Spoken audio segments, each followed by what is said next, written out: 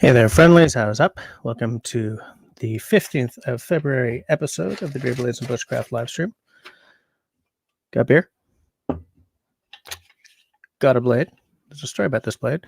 And maybe we're going to talk about some bushcrafty stuff. Earlier, I had received a suggestion for tonight's live stream from Tyler. You guys know Tyler Rodriguez, and as one of my Patreon supporters, he does have the right to dictate to a certain extent the content of the channel. He can suggest episode ideas. Here's the thing. I checked out. Well, I didn't check out because I didn't have time tonight because of another silly school meeting. But Dennis over at Canoe Hound, his episode tonight is just a little too close to what Tyler had suggested, so I'm not going to do it. But the idea that Tyler had was stories of when everything sort of went wrong in the woods and how you dealt with that, I guess, which I think is a great idea. So if no one has stories to share tonight, maybe what we'll do is we'll make that an official episode coming up, because I'd feel kind of weird, excuse me, dictating that as an episode. I think Dennis, it's a similar thing. I don't quite remember. I will crack the beer right now. Nothing exciting this time. It's a Guinness, which is one of my favorite non-craft beer. Doesn't really fit in with the channel, but we used my last craft beer. Well, no, the missus used my last craft beer to make a delicious onion soup for lunch today. So I think that was a legit use of beautiful craft beer. So that being said, I am sort of at a loss for what to do tonight.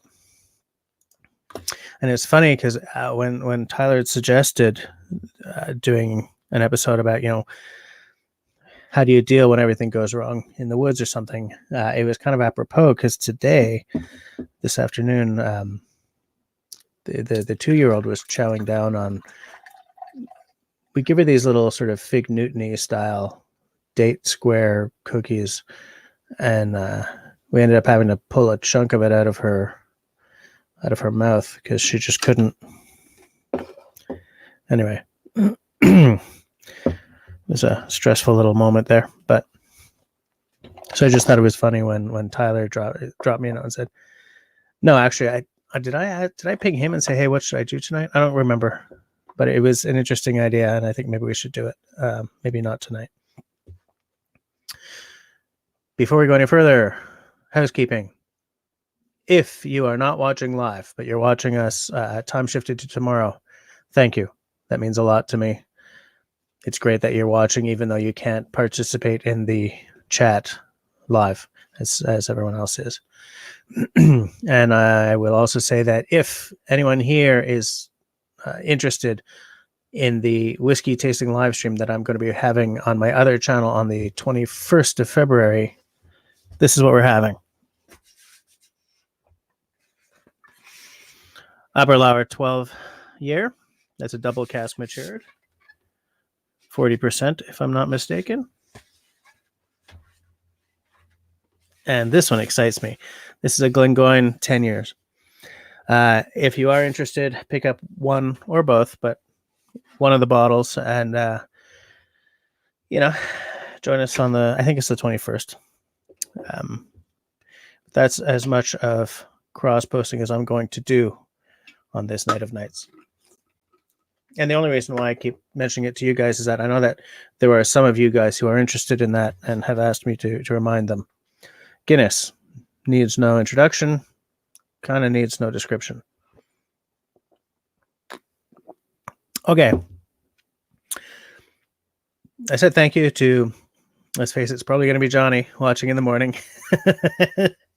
I mentioned those, and that it's going to be an online a live stream tasting on my other channel.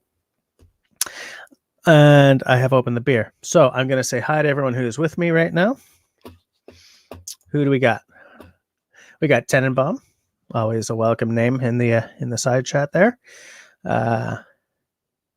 We got Grace. How's it going, Grace? Mark, Salut mon homme. Martin's here. That makes it a better night right there. And Cliff, hey, how's it going?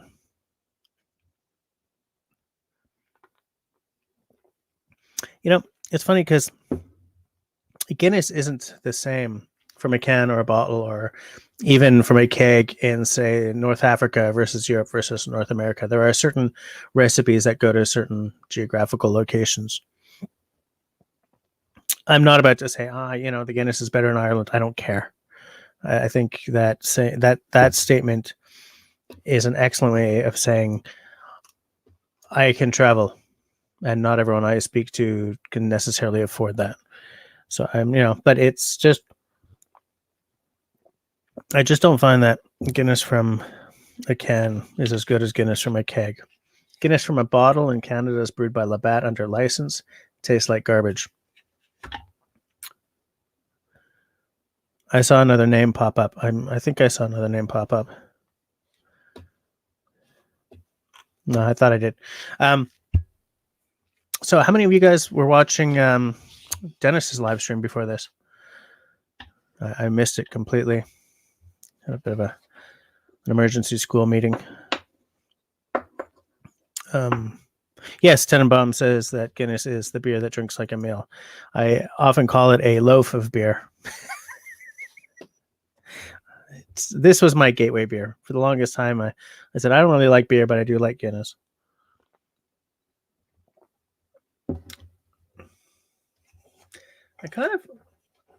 I wonder what you guys, and I don't need an answer right now, but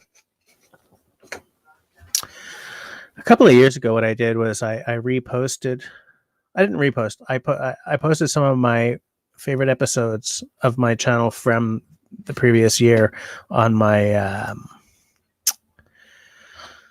blog, and I don't think I touched my blog at all in 2020.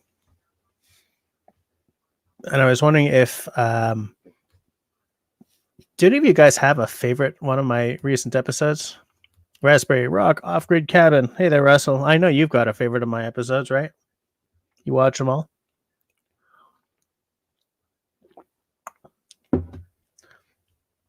Because I keep thinking, like, I'll do a giveaway, and my question will be, what's your favorite of my episodes since 2008? And I know that when I participate in a giveaway and that's the question I have to answer, I'm always like, oh, what the hell episode was that where there was this scene? There's a Scrambled O video, for instance, that I wanted to take. I asked him for a chunk out of it, and he said, yeah, but then he was too busy to get it for me because I can't just go and download someone else's video. But he had this Adventure Sworn buck saw, and he showed the toggle, and it was broken. And he's like, that's not a cheap saw. And I could never remember what episode that was in.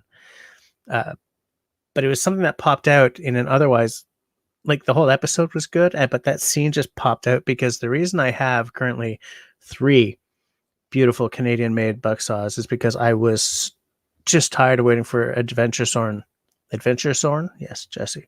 Adventure Sworn to put more out. Like, they were sold out for the longest time. I was like, okay, it's not going to happen. Who else is making these things? And, like, 2 month, wasn't even that long, but a really, really short period. I'm trying to get sort of the timeline straight in my head, because there's like the original, right, and then there's Maple Made, and of course there's the Agawa. And I bought the Agawa because I put it into one of my gift guides, and then the next year the Maple Made went into my gift guide. But at the same time, I discovered the what's it called, the original buck saw, the Bear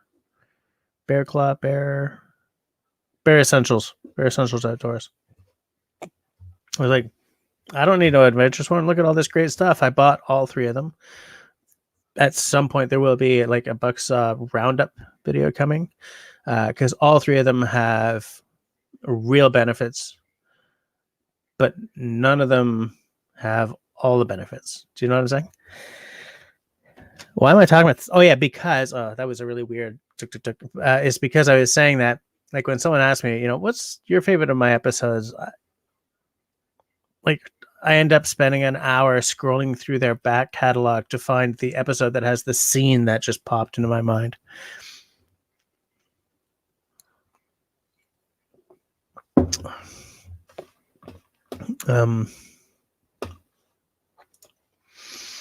Yeah, Martin, as I was saying earlier, Tyler's one of my Patreon supporters, so he gave me the subject for tonight's episode, but it was too close to what Dennis was talking about.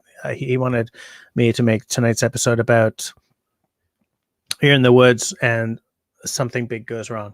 How do you deal?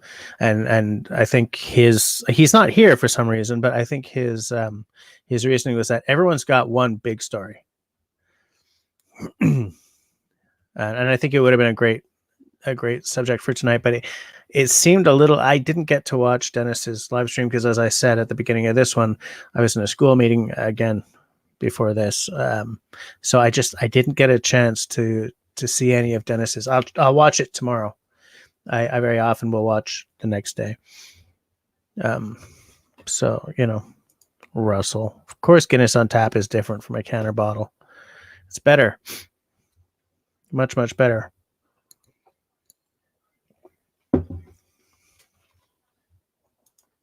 I find that from a can, the bitterness is more on top than if you buy a pint at a pub. Granted, a lot of that depends on if the pub's machine is all calibrated and everything. But anyways, hey Mike, how's it going? Mike, I'm looking forward to that live stream on the other channel coming up. Those two bottles right there are begging me to open them up. All right, thanks, Russell. Russell's the guy who I think keeps bringing down all my watch numbers, like 5 minutes of every episode. That's him, and he just goes away because he secretly wants to scuttle my efforts. I think that's what I think. Hey Jay, how's it going tonight? Oh, I'm sure you do, Russell, man. You've got great stories, as I've discovered over the past few months. I don't know. It's up to you guys. If someone wants to come on and tell a couple of stories of when everything kind of went wrong in the woods, why not? Mike, I did an episode about it on the other channel. It's the 21st. He said, double checking. I'm sure it's the 21st.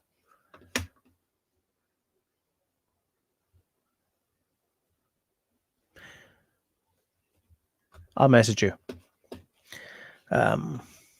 I realized that I'm all like, hey, if anyone wants to come on and tell me war stories, sure. But I didn't even put the damn invite down in the thing. I don't know where Tyler is. I know that Simon will probably not be with us tonight. He's kind of bushed. His life sort of piles up on us a little bit right now. I'm saying us because I know how that feels. I've had a couple of really, I've had a couple of dark weeks where I can't even get the time to breathe. So I understand if,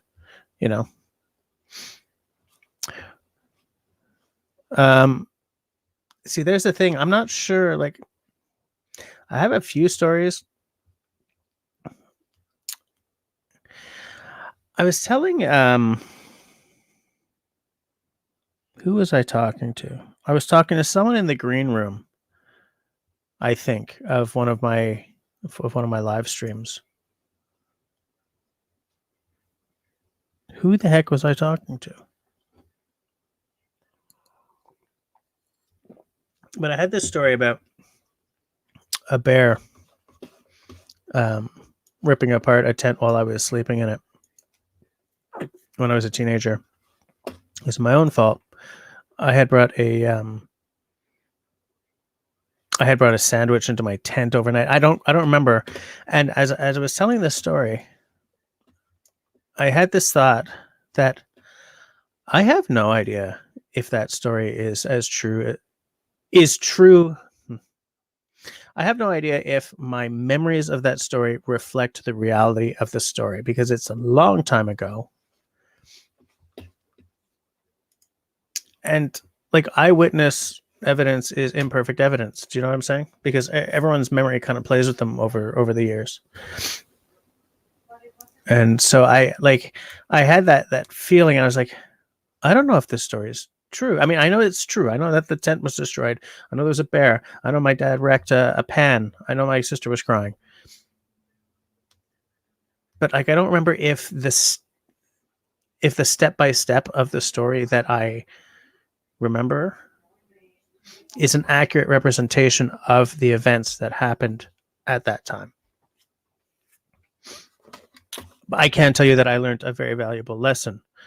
And whenever I'm camping, not surrounded by campsites with, cars and stuff, I'm a little worried.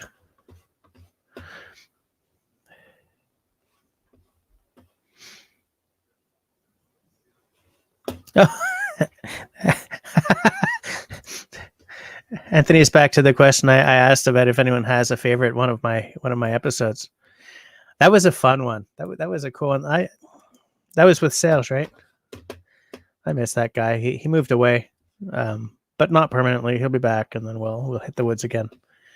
We're planning to hit the woods again when he gets back. If the world is back to not normalcy, but if whatever, if we can actually be within 2 meters of each other.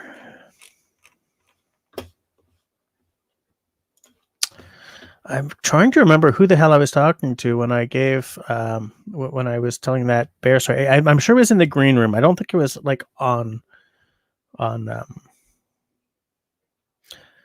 it's Chris Prowse.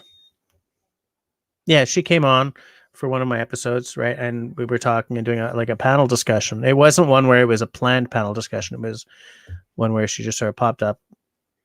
And in the green room after the episode, I told this story. I was like, is this the way I remembered it? And it's funny because that story I've told before, and I remember it a very specific way. It doesn't mean anything. It doesn't mean anything at all.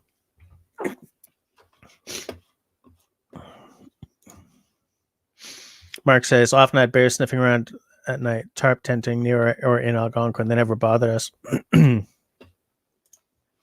One thing I can tell you is this one did.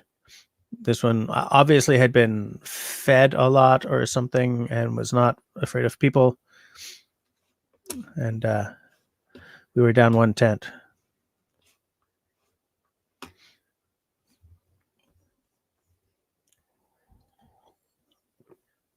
Yeah, no, her bear story is crazy. But like when I was telling her my bear story, it was months and months ago. But yeah, that story is, and the fact that they got so much of it on camera is crazy. Man, her channel is so good. Her channel is depressingly good. Obviously a filmmaker, obviously like brings that sensibility and that eye to everything she does. That's a terrific channel. Absolutely. Hey, is anyone drinking anything tonight? Or am I drinking alone here? I'm having my Guinness, and then for later's, I'm gonna try to bottle this down. Not tonight because there's definitely more than 1 dram in there, but I've had this for a long time. I sort of talked about this bottle on my other channel in that Glenfiddich is a pretty pedestrian whiskey, but I tried to do a little blind tasting of whatever 4 little like half drams. Excuse me.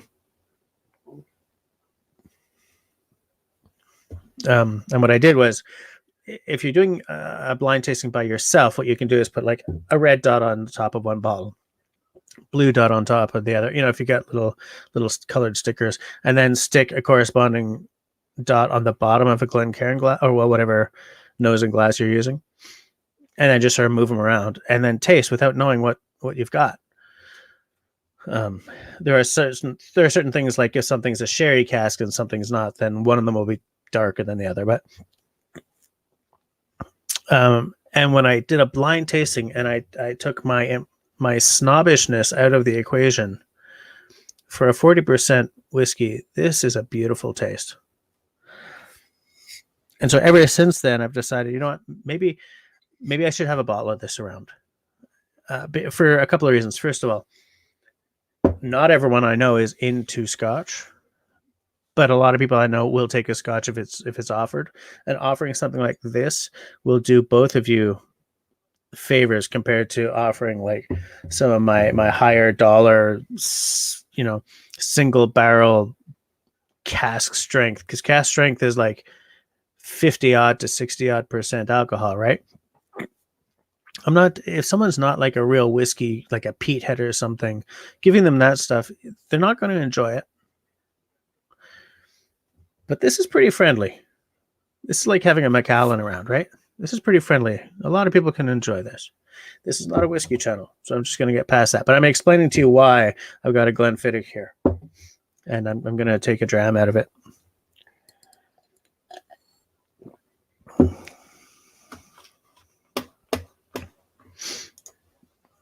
What was I talking about when I said, was I calling this a pedestrian whiskey? It is. But I don't mean that in the derogatory way that I usually use that term. Hi, Mike. How's it going? Mark is saying bizarre things again, which is par for the course. Excuse me. But yeah, so if anyone's got some stories of when the crap really hit the fan while they were out in the woods or even sailing or something, right? I have. Here's the thing: most of my real holy crap stories are sailing related. I'm just pasting the link if anyone wants to come on, and you don't have to be on for the whole damn time. Just come on, tell the story. Or Russell's a pedestrian drinker, so I like Labatt 50 and cheap whiskey. Am I being a snob? It's such a snobbish thing to say. I really do feel terrible about that. Terrible, I say. Terrible. Yeah, actually, there was this one time we were booking. I crew on I haven't done it in a couple of years because life gets in the way all the time, but I used to crew on a 30-foot, a beautiful French boat from the 70s. A laker, not blue water sailing. I've never been blue water. I would like to try it, but so we're just booking, and I don't know how we ended up outside of sort of the safe zone, but we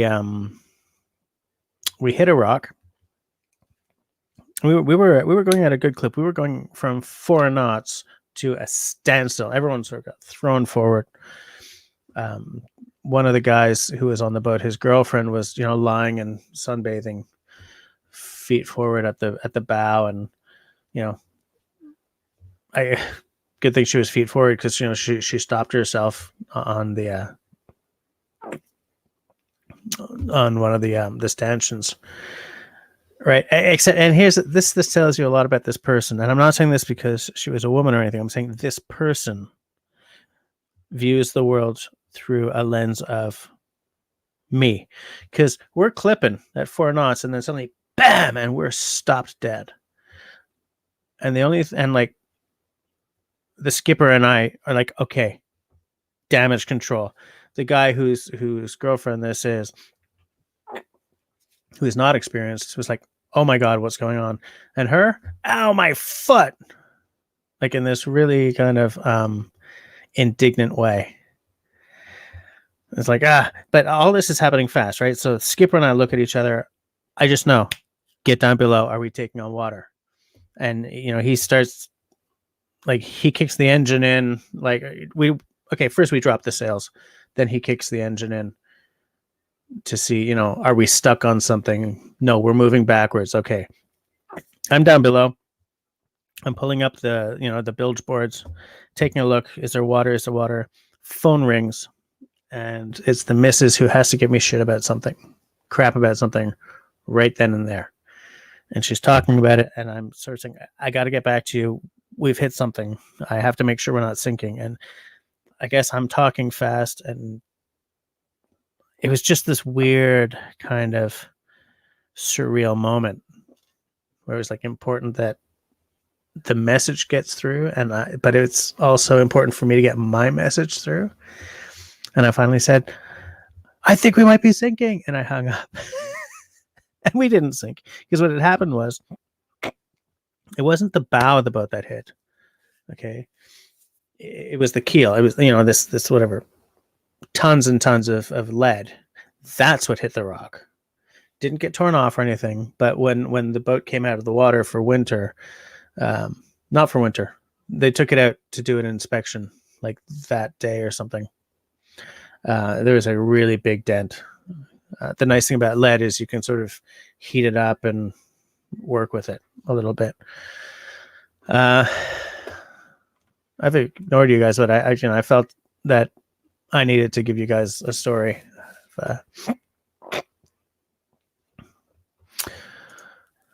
No, not cheap booze. I just drink in a very pedestrian way. Fair enough. Fair enough. Hey, Colin, how's it going?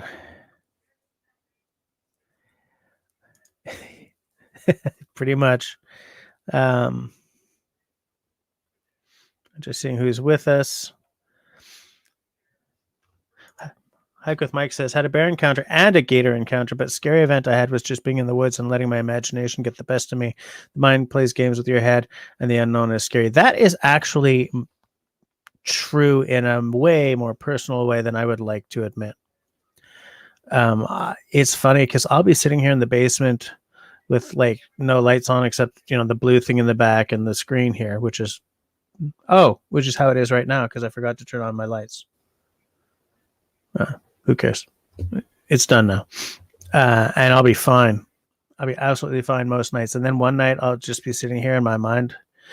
I got some pretty crazy gods playing around in my head. Okay. So if one of them sort of catches me, I get really creeped out and I'm like, you know what? I'm going to go upstairs. And being in the woods can be like that, but writ large for me because I can't just go upstairs. And so I just stare into the fire until everything sort of calms down. And it's the weirdest thing because we're supposed to be logical people.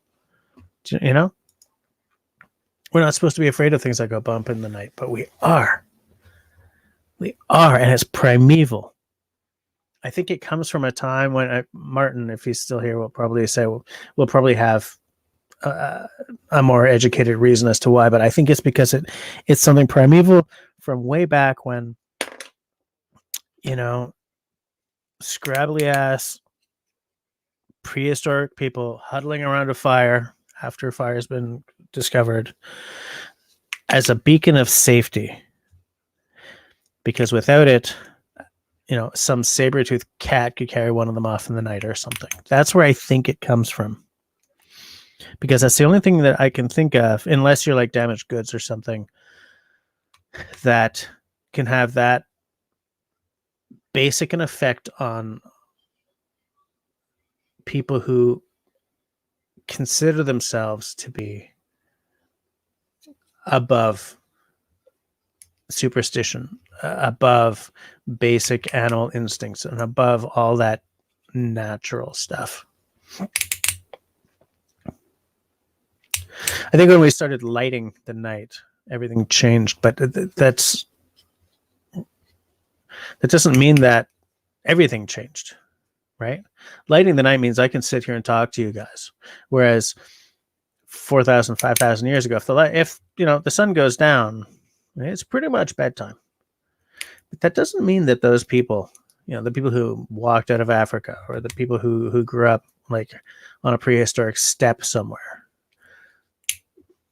the fruit of the collision between a Neanderthal man and a early modern human woman or whatever, those people are still there inside of us. The genes are still there. And I feel that in some ways, the part that it's hard to explain from those people are still there. And that is where I feel that I'll be sitting there all by myself in the woods, staring into a fire, which is pretty much the happiest you will ever find me. And then suddenly I get creeped the hell right out. I feel the weight of centuries and millennia in moments like that, which doesn't, by the way, mitigate anything. In fact, if anything, it makes it feel even heavier.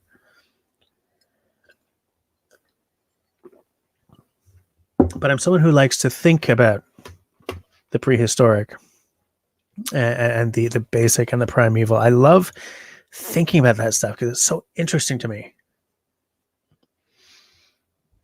You know, it's like this joke among my friends that, you know, Jesse loves his chamber music and he loves his ancient music, but as soon as you get to classical, his interest sort of, you know, peters out. I don't know. I'm blithering here, but hold on. I just want to. Okay, yes, this is the comment that made me start yipping about that. There we go. People are saying hi to each other. Oh, Thorhaven Farm is here in the house. Today was a very nice day. We got a hell of a lot of snow. It was a snow day for the kids. So I did a very epic shoveling job. I think we were supposed to get like 30 centimeters, and I think it was more like 15 or 20, but I can't, I'm not going to back that up.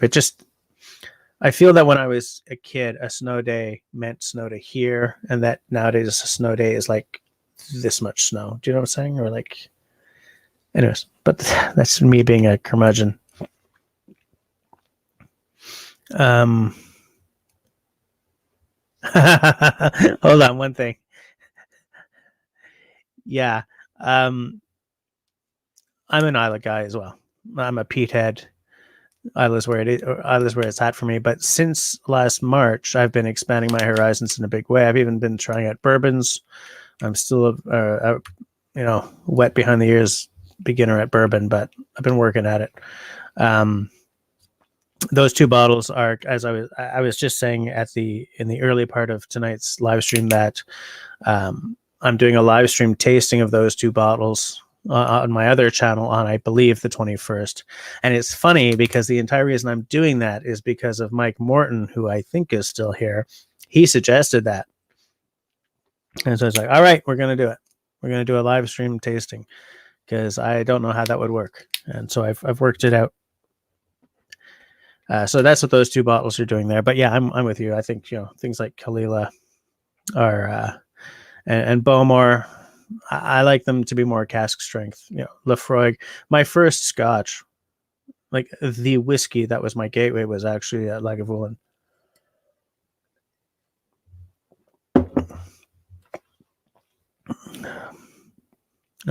Just taking a look. Mal's here. How's it going? Oh, she won't hop on screen tonight. That's all right. I hope you're doing well, Mal. Hope your back is all healed up all the way and everything.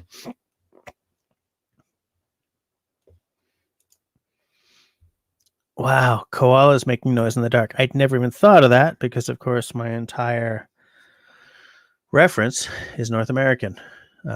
I do have a friend who moved down to Australia. He met a guy down there, got married here and moved because at that point that was not legal down there or some damn thing. But yeah, are koalas loud?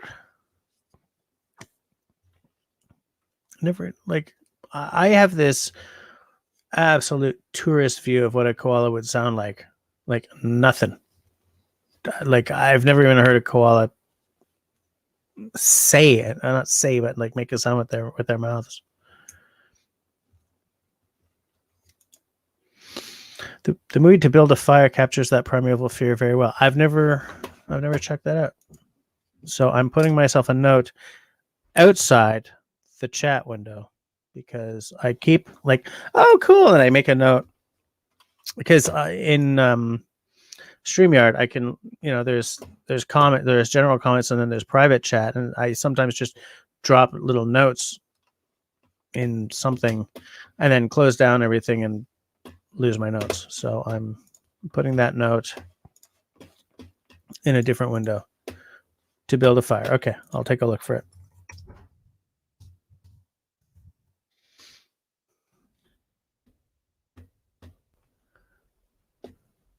Wait, is that based on a Jack London book? No, it's not a book. It's a story, right? Like, let me finish typing this into Google. I totally misspelled that. Build a Fire movie. Jack London's To Build a Fire complete film. Okay, it's an hour long. I'll watch it later. Thanks, buddy. Keeping warm. That's not a bad statement, Tenenbaum. Fear is the price of imagination. I think that's right.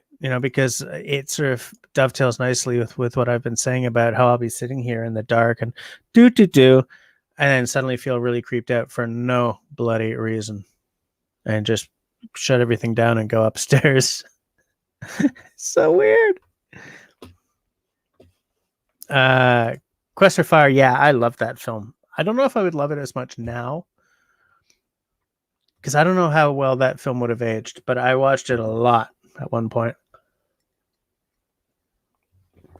I used to know a guy who looked like one of the Neanderthals. Russell says, I often think about evolution. I think it answers a lot of questions about the way we are. Yes, I agree. That is not a good cork. That's a garbage cork. Which is part of the reason, like when the bottle's down there, you just finish it off.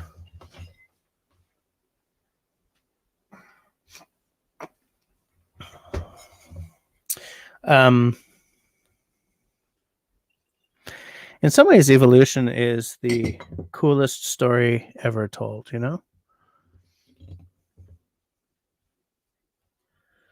Like, we have this view. That's a generalist we. I don't mean everyone, but very, very. There's this general view that evolution for humans is done. But I think, if you added 10,000 years onto today's date, or 100,000 years on today's date, would probably be a little better. Something would have changed. Have any of you guys seen The Expanse? And how I think it's belters who live in like super microgravity have developed into really long. I don't know if it's belters, but there's one of the groups. They've really developed this sort of long, weird, creepy, long, lanky look because of the difference in gravities and stuff. And I find that interesting.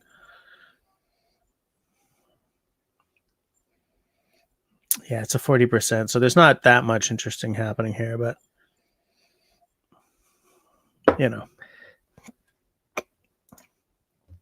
Carl Jung talked about how we all carry our ancestors' experiences just like their DNA. Very interesting concept, and that is where déjà vu comes from. Interesting. I didn't know about déjà vu. I could look into that. My mom read a lot of Jung when she was in school.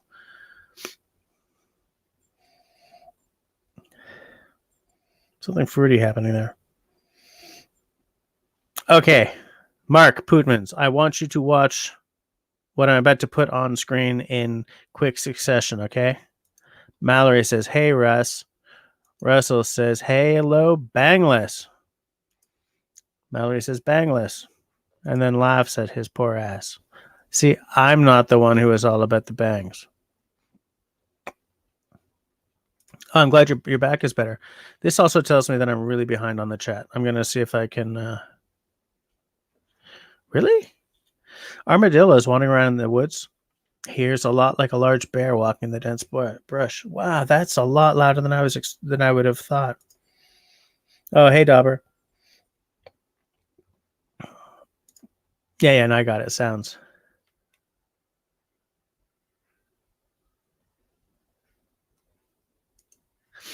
Thorhaven says, I don't know if koalas are loud, but everything makes noise in the dark to freak you out. Yeah, that's true.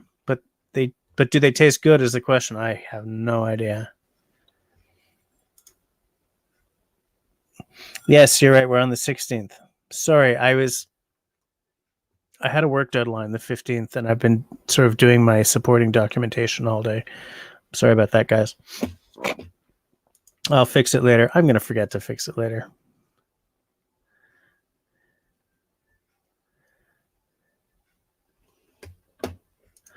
Oh, Hike, you were talking about Quest for Fire. Okay, because there is a film that was made based on the Jack London short story.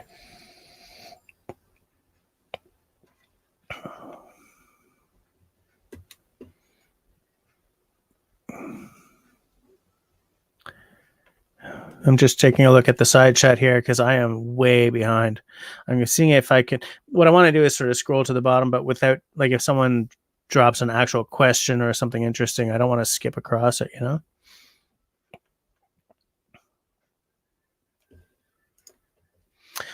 Russell says, I think evolution hasn't stopped. It's just changed. We'll probably end up like the people on that ship in Wall-E. Yeah, that's my fear, too.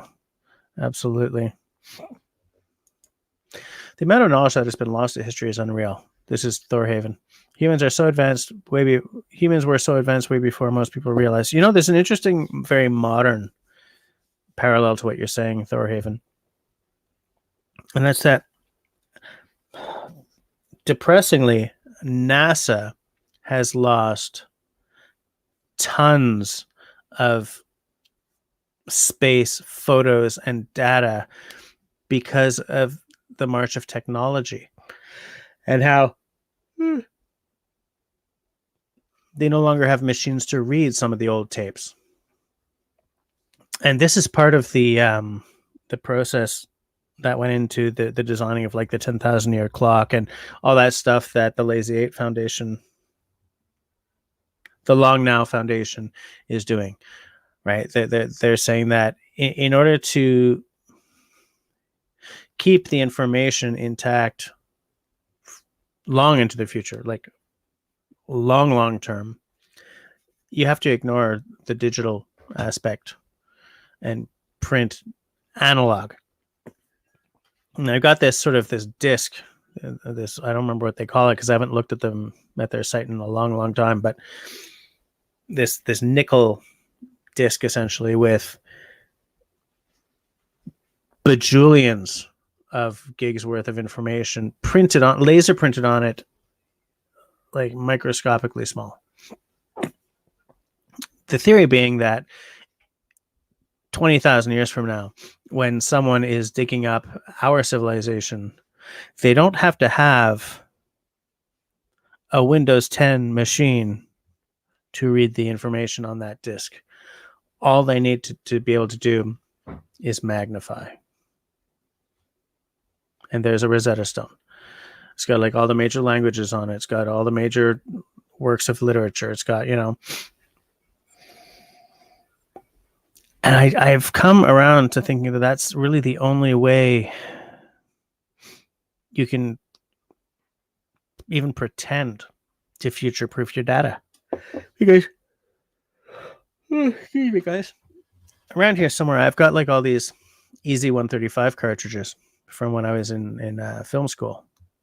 I don't have a reader that a drive that'll read those, or SideQuest, or, you know, all that stuff. I have a Zip 100 drive, but,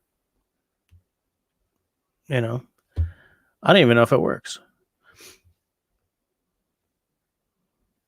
And so, like what Thorhaven is saying, the amount of knowledge that has been lost to history is massive. But just in the 20th century, the amount that was lost, because in the 20th century, the amount that was created, the amount of data that was generated was way bigger. All of a sudden, boom, right? And then so much of that was lost that there's stuff that, there's stuff that my grandparents' generation saw, or people in my grandparents' generation saw, that no one will ever see again. Because, it's on these tapes or cartridges that are no longer supported by technology. And that's depressing because that's knowledge that's gone. It's right there. It's on this physical item and it's gone. Photos of the moon, photos of galaxies, photos of star fields. Who knows how many, near Earth objects will never, like, were photographed, and they'll never be able to say, oh yeah, that was actually photographed on May 21st, 1968. And, you can build a story when you've got, you can triangulate and everything. Gigs and gigs and gigs of data gone because of the march of technology.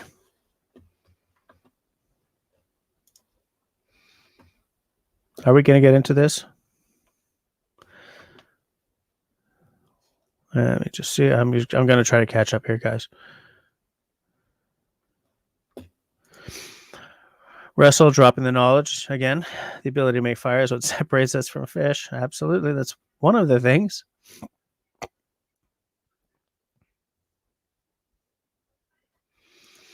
Wow. That's something I never want to hear.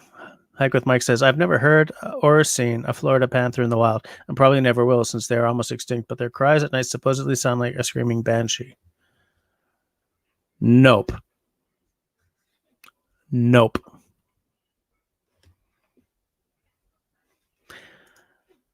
Mal is backing me up on the Rustless Bangs. Yeah, I'm going to watch that later. I'm going to watch the To Build a Fire film later. It's an hour. Excuse me. Stop yawning. This week has been so rough.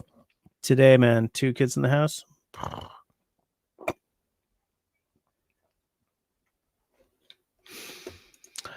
Mark says, we or someone drilled long cylindrical holes in granite like rocks 30 feet long in Egypt. Crazy stuff. We've lost some technologies.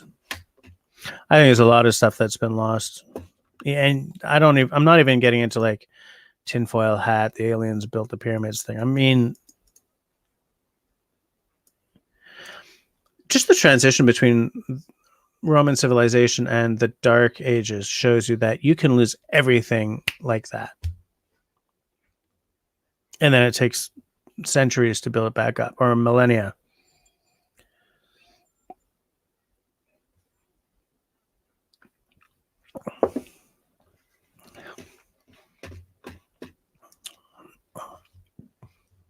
Hike with Mike says, when we ask Alexa for answers to everything, we are losing the ability to learn the process of learning and solving problems.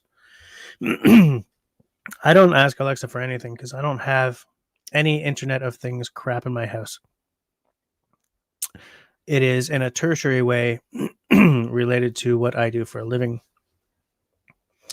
And what I've learned at my job will keep this an Internet of Things free household. I'm not preaching to you guys. I'm not going to tell you what to do. But I am telling you what's not going to show up in my house. However,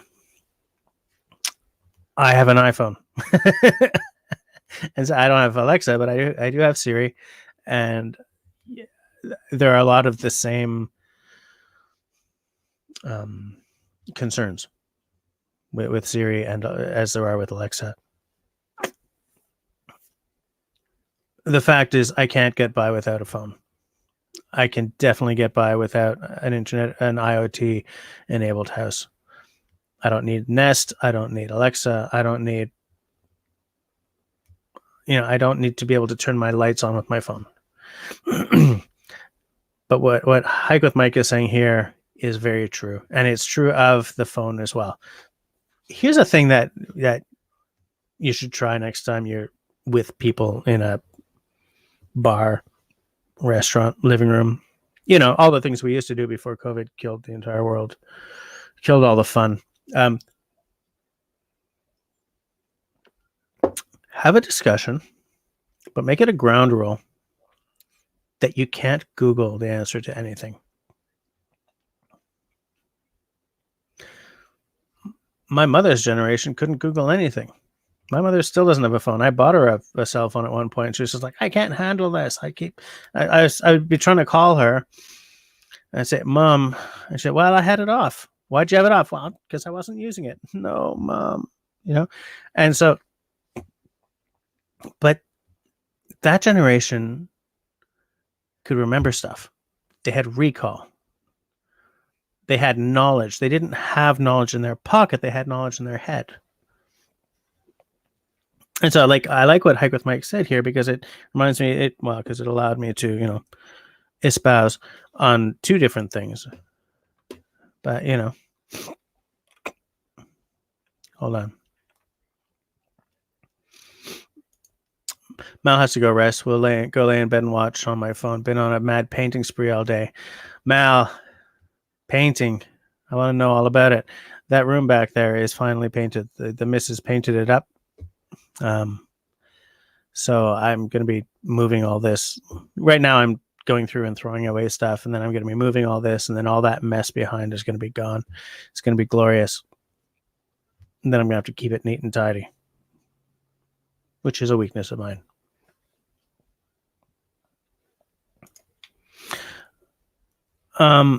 Excuse me. I've been watching wooden boat building videos. The methods and tooling is so fascinating. Yeah, I agree that I watch a lot of sort of Scandinavian Viking longship building videos and stuff. There's one YouTuber who I briefly followed because her sort of inaugural, her name is Zyla Foxland, and she did a cedar strip canoe with her uncle in Vermont or something. Loved it because I want to build one of those. I didn't subscribe long because the next video was like a cedar strip corset and whatever. It just no. But that canoe was really, really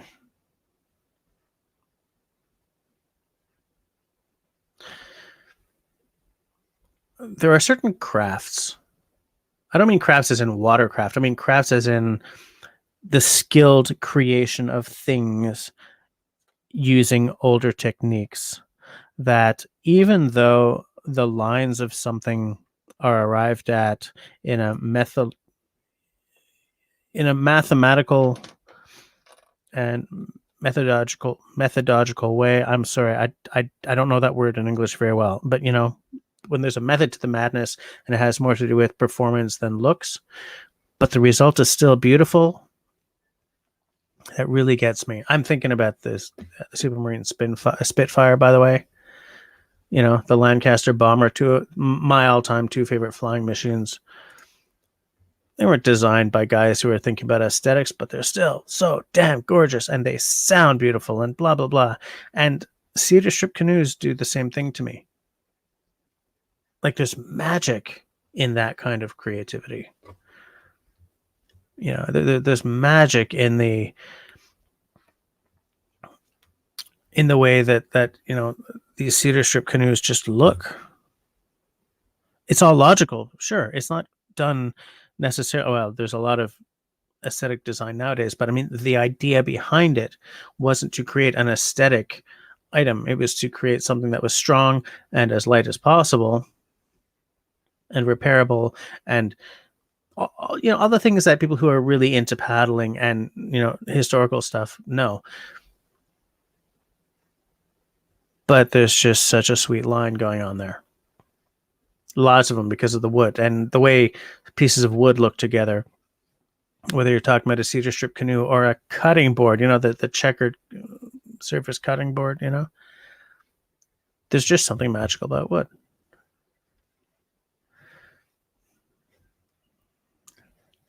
I'm just looking at where well,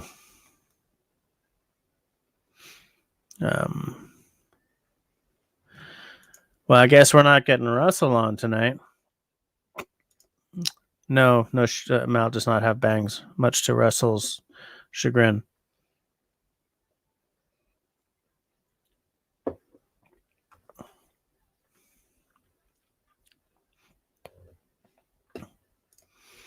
Mark has a scary camping story to share. I'm sure you do, but I don't see you popping up in my green room. I've started reading and studying old techniques to debark living trees to produce more sap, hence preserve and dry while still standing. I have some downloaded files from Finland on that.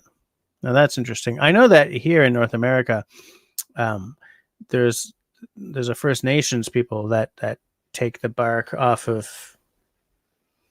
I think it must be birch trees or something. They take a huge strip off, but they know that if you don't go deeper than a certain amount, you're not going to kill the tree. And so there's this whole sort of balance of how much you take off. I don't know if maybe it's not birches, maybe it's cedars actually.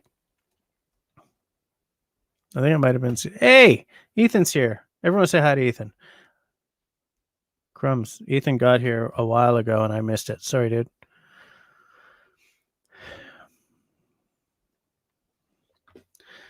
Thorhaven, Alexa's not the government spying on you. It's worse. It's Google getting marketable information.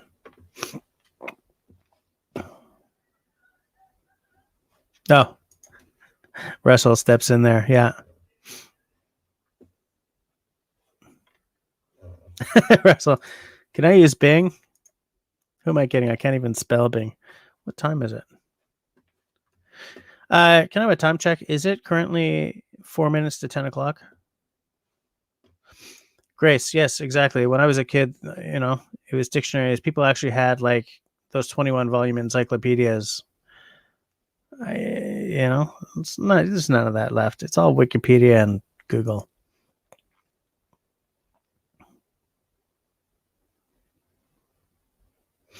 When I was a kid, and when I was in 11th grade, I had an English teacher whose response to "How do you spell insert any word" was dictionary. That beats Alexa. Yep, that's true.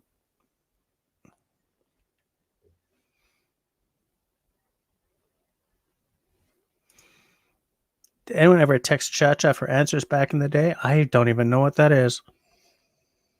Is this some crazy American thing, or is it something that I was just too old to know about?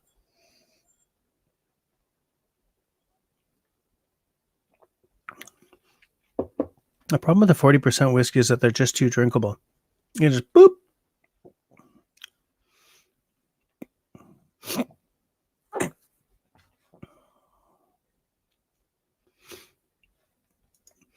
I didn't even know that there was a Claymore Roomba. But somewhere someone's probably built one. In the old days, Yellow Pages were Google. Absolutely.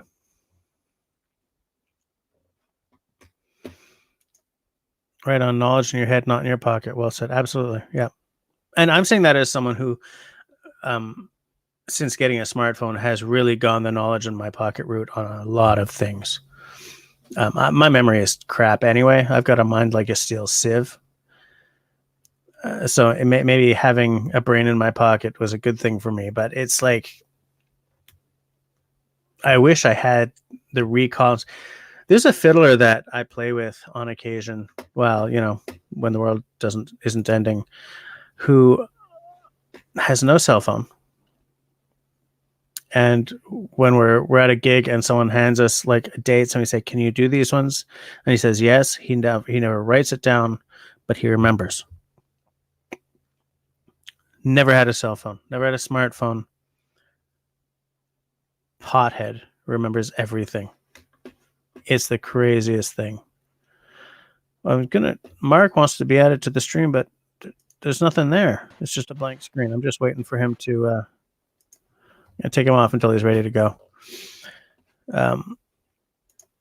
Russell says, if I had Alexa, I'd be asking it questions all day, like how to hide a human body, and will a human head keep in my freezer?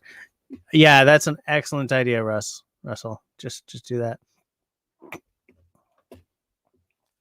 The beautiful thing about a dictionary, Mal, is that they don't have to be up to date.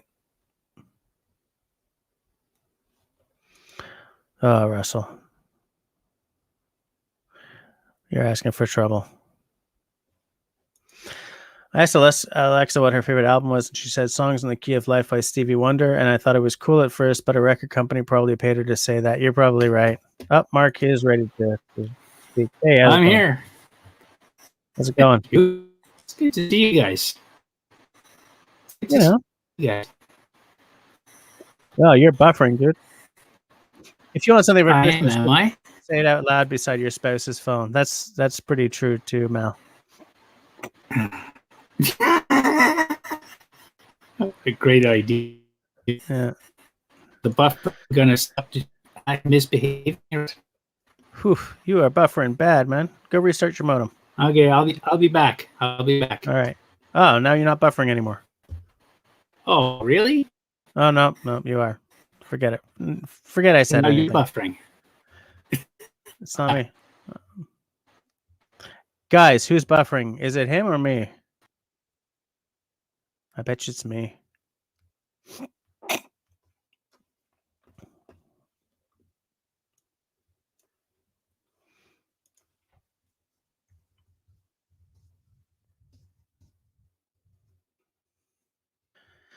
It's like right now.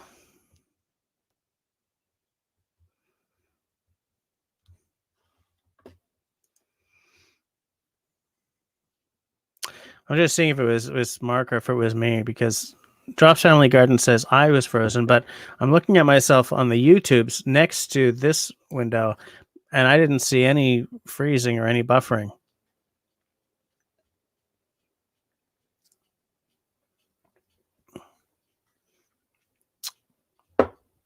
So I don't know. It was Mark? Okay.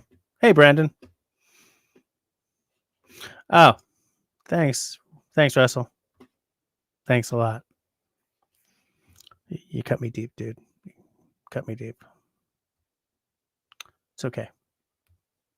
It's okay. All right. Mark's back. Looks like he's trying to set up. He's all white. I mean, his screen is all white. He's all white. That's a terrible thing to say. 21st century. Ah, he's back. Okay, let's see. Let's see how it goes. Black screen. Okay. Mark screen. Sure. Hey, it's tasty and looking. All right, everyone. Mark is buffering, right? It's not me.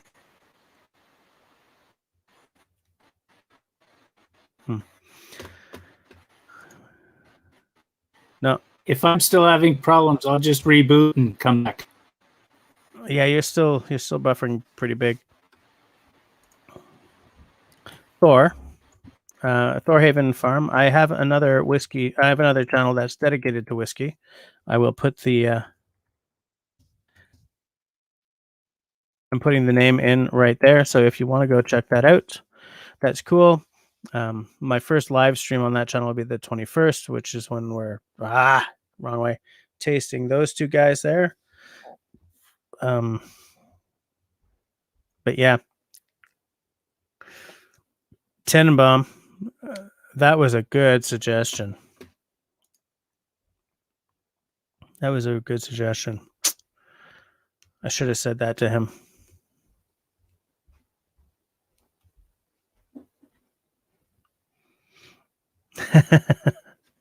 Oh, Thorhaven, you're already following that. Okay, so maybe I'll see you on the. I think it's the 21st that live stream. Christ, I should check that.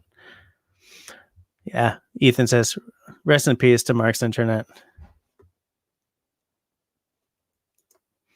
You guys are going hardcore on poor Mark here, man.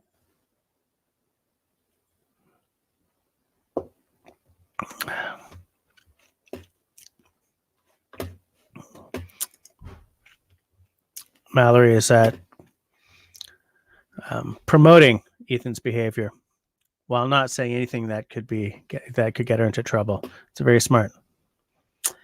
Mallory's a smart cookie. Where does that come from? By the smart cookie? What does that mean? Come on, man.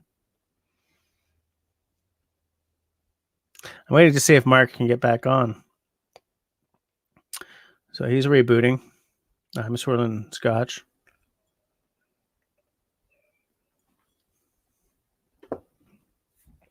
Oh yeah. Okay. Who's old enough to remember that? Dial up and I'm on the internet.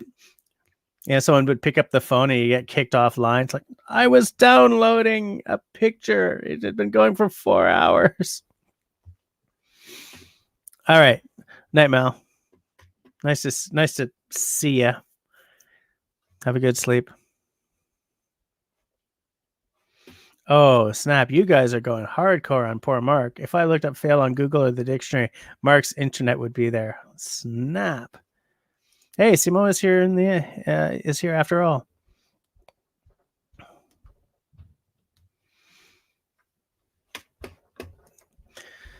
Yeah, Mark's not back yet. I guess rebooting takes a long time when, your technology sucks.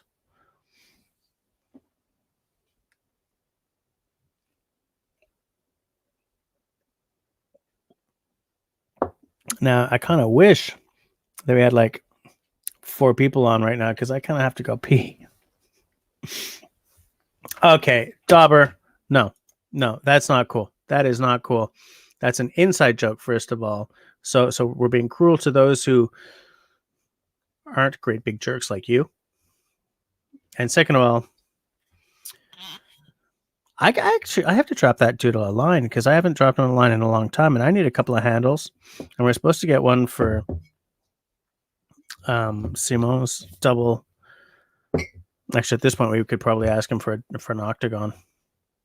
I'll ask him if he makes octagonal handles, but I don't know. Oh, here's Dauber asking the status of that project, and I'm telling him already. The project is currently paused.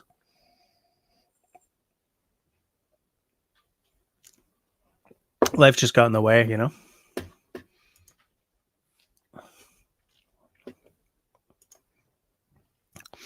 More rum. Yeah. Okay, guys, at the risk of being an absolute non-pro, I will be right back. Talk amongst yourselves.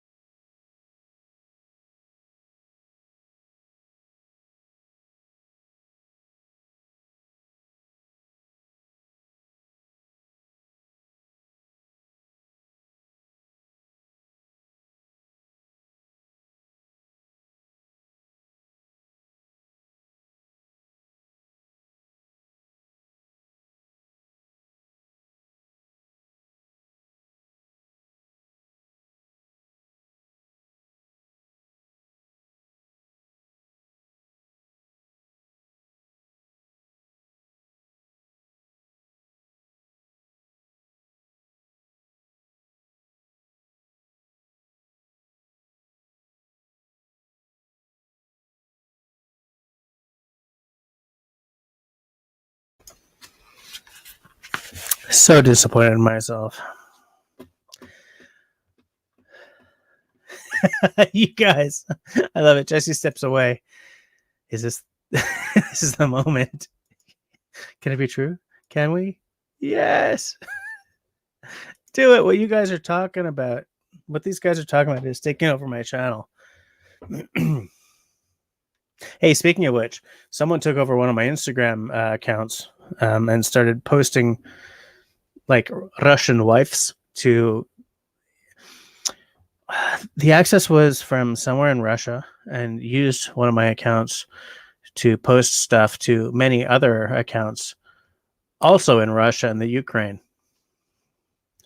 So I had to do a little security audit on my Instagram itch today. That was irritating.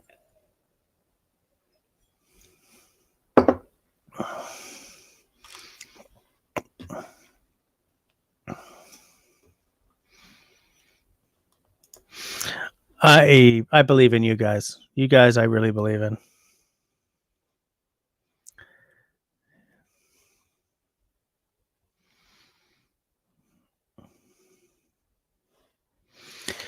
I agree. It's funny because I have this alternate setup for live streaming that it's not worth it for me to try to put into place because this desk is leaving and I'm going to be reorganizing everything. But I'm going to, yeah, I want to try some new stuff. I definitely want to try some new stuff. Yeah, the side chat goes crazy. Jesse disappears and the side chat goes crazy. Of course I didn't wash my hands. Come on, I'm building up immunity. Yes, I washed my hands.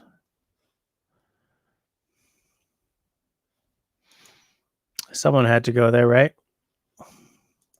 No pics, Russell.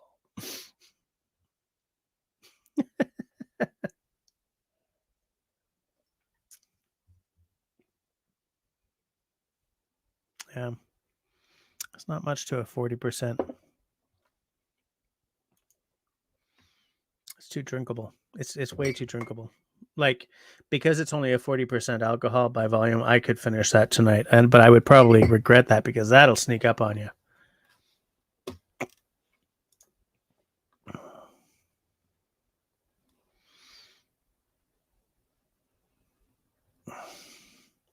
See, everyone noticed Ethan's comment and they're all laughing about it. Wasn't even Russian brides. I don't know, actually. I didn't check what that guy sent through my account. I was just like, God, what? Fix this. Fix this. Link to what?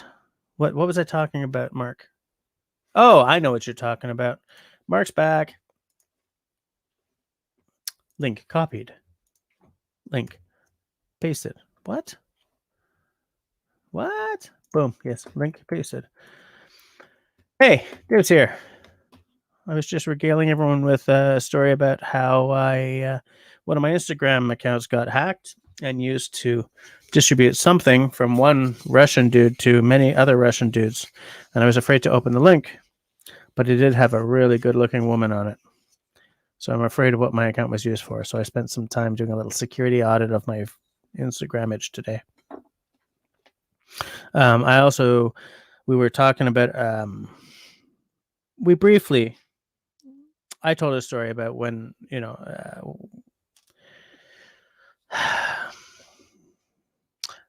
Tyler has suggested that tonight's episode be about, when you're in the woods and something really went wrong.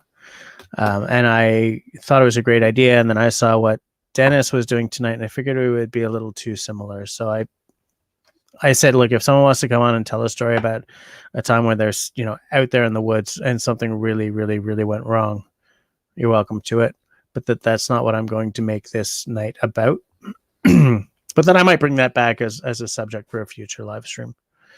And speaking of things going epically wrong, this is now my third time putting Mark on and hoping he's not going to be buffering. Mark?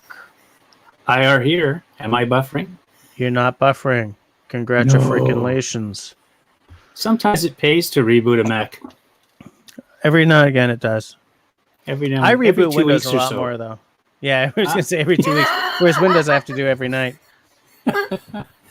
I don't reboot my desktop, my PC every night, and I suffer for it because eventually my browser crashes and takes down all kinds of stuff.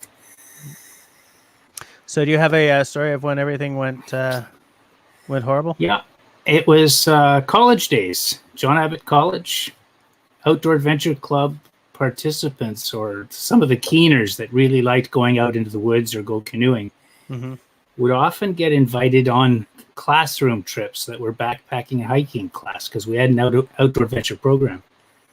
Okay. So I was participating with one of those bunches, and we were on Giant Mountain in the Adirondacks, which is sort of in the center south of the Adirondack Mountains. Big mountain-ish, big broad mountain, not too peaky, 4,500 feet or so. And we were camped on the southeast side, one of the few flat areas, and we had tents up. And the moon was full, and the fire was small because we didn't want to leave too much of a trace. And I figured, well, I'm used to hiking in the woods alone at night.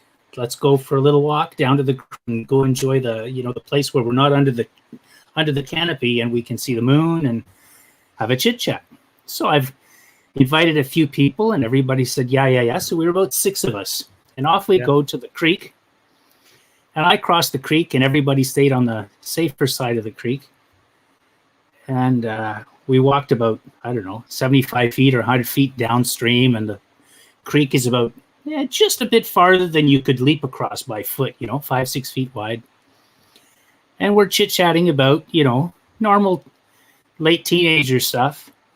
Yeah. And having a good time. And there's conversations between person 1 and 3 and person 2 and 4, which is really interesting, and crossing the creek. And I get this feeling, I'm on the other side of the creek. Okay. I get this feeling like I'm being watched. And when I'm in the library or something, and I feel like I'm being watched, I turn around and somebody's watching me, right? Right. So I kind of start casually putting my hand to my ear and start turning my head slowly to see if I can hear anything behind me. Nothing. Oh, like cupping to catch the sound kind of thing? Yeah. Just casually, because they're talking. They're excited. They're having a good time. We're all having a fun time talking. And I'm on the opposite side of the stream, and what I feel is kind of like behind me. That sort of creepy feeling up the back of your neck? Oh, yeah. I hate that feeling so hard. And I've hiked hundreds and hundreds and hundreds of times in the woods alone at night, in the daytime, without ever having felt anything scary. I've occasionally seen animals. It's pretty rare, but I've never had that kind of feeling. So the feeling is increasing. Like, I've never felt anything like this. I'm not used to that feeling of like my hair standing on end on the back of my neck. So I'm a campy guy, I'm a camping geek. I got my flashlight. I pull out my mag light. I think that's what it was in those days. The electric bulb, the LED ones in the day. And I sort of shine it behind me quickly and casually, hoping to see maybe 2 eyes, reflecting light back. Damn, I would have loved to have seen something. It would have at least justified the feeling. Nothing lit back. Every M. Night Shyamalan movies popping up in your head, right? It's like, I'm gonna die and twice. Somebody across the creek says, "What you doing, Mark?" Says, I don't know. It's real casual, like, it's like, I don't know, just curious, just checking the woods, And the feeling is growing and growing. And all of a sudden it bounces from like a level 2 or 3 to 30 at once. Yeah. And the 4 or 5 people in the conversation on the other side of the creek just stopped, and they got up and they ran up towards the trail. Well, I'm the one who knows the way back to the campsite best, because I walked them down there. So I run up to the place where I can get across the creek. Just 1 second, Mark, because I'm bringing Thorhaven on, so just say hi to Thorhaven. Hey, Thor. And then you can finish your story. Okay. So I grabbed the last person in the bunch, and I said, let me go by. I grabbed them by the shoulders, and they scream. I says, no, it's me. It's like, let me go by. And I get in front, after getting by a few people, and now we're under the canopy again. And there's a bit of a trail through the valley. Yeah. And we're running full tilt boogie, and I run the bunch of us right into a prickly fir tree. Well, not a fir tree, a spruce tree. And I'm first, and then I got 4 people landing on top of me in the branches. You got us lost, Mark. You got us lost. No, I haven't got us lost. We're 75 feet from the campground. It's like a Chevy Chase movie. Boom, boom, boom, boom, boom. Yeah, exactly. It was too funny. And they were completely lost faith in my ability to navigate the woods because I ran into a tree in the dark, Well, we got back, and we never did figure out what it was. It's like we slept fine. It's like nothing came and snuck around the campsite the next day. Yeah. The next morning, we went and had a look to see if there was any traces or scat or anything. Big bupkis. Funny, eh? Hey, Thor. How's it going? How's it going? We're good. We're doing all right here. We're doing better by the glass, in fact. Better by the dram. Yeah, I was into the Bowmore, but then I switched back to the rum. Ah, what kind of rum? Looks like a dark one. Spiced. Spiced. I ran out of my own rum, so I had to buy some. All right. It's funny when you you make your own. Wait, you make your own rum?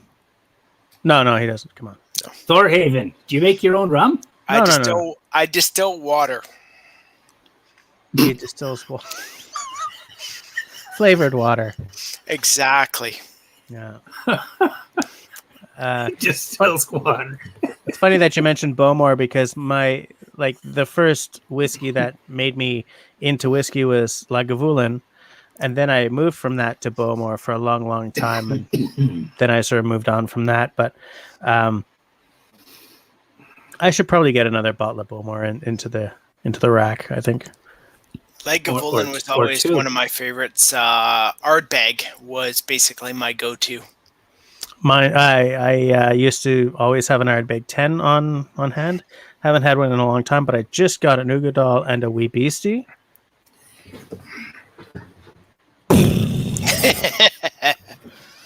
I'm in love. Yeah. I'm in love. The Wee Beastie kind of makes you sit up and take notice, but the Ugadal is just... The Ugadal is probably something. one of their best, I think.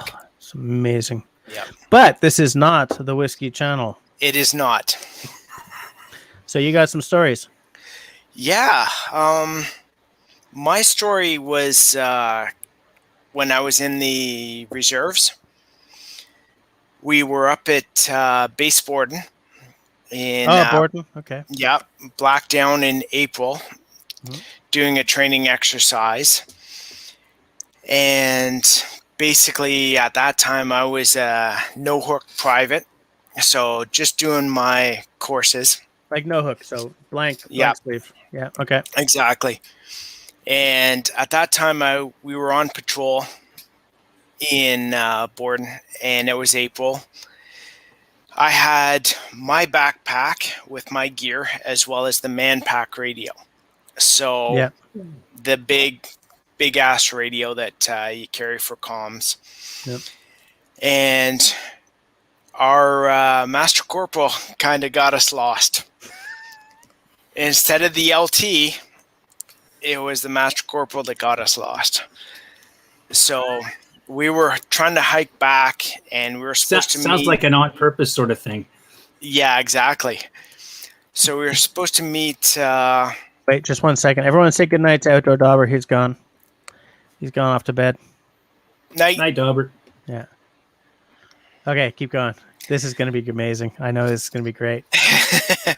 So we were supposed to meet our pickup at the rendezvous at a certain time, and we weren't making it. We were in the bush. We were lost, and the Master Corporal decided we're going to take a shortcut through the woods.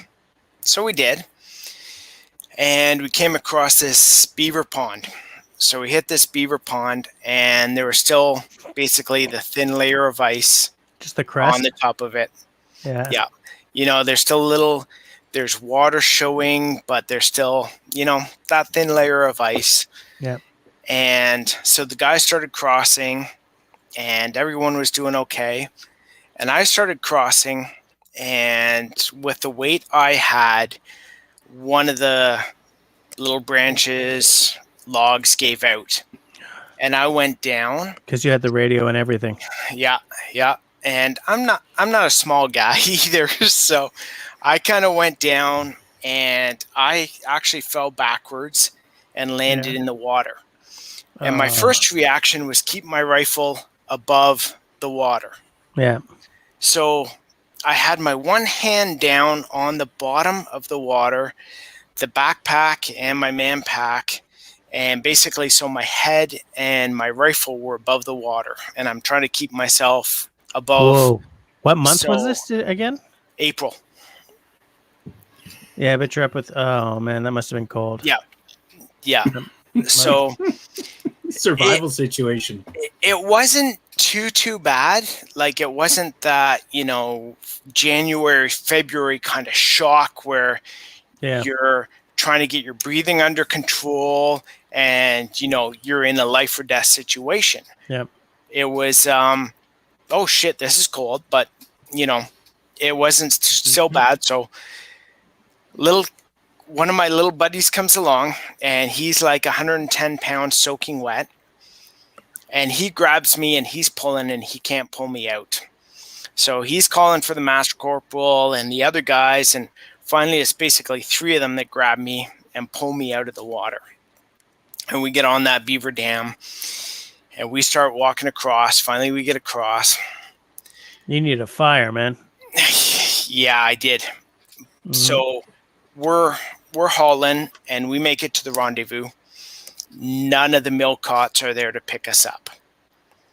So everyone decides, well, instead of, continuing to hike towards where basically like get out of the training area and back to Blackdown, we're just going to sit down. And wait. Yeah, no fire. It's now dark.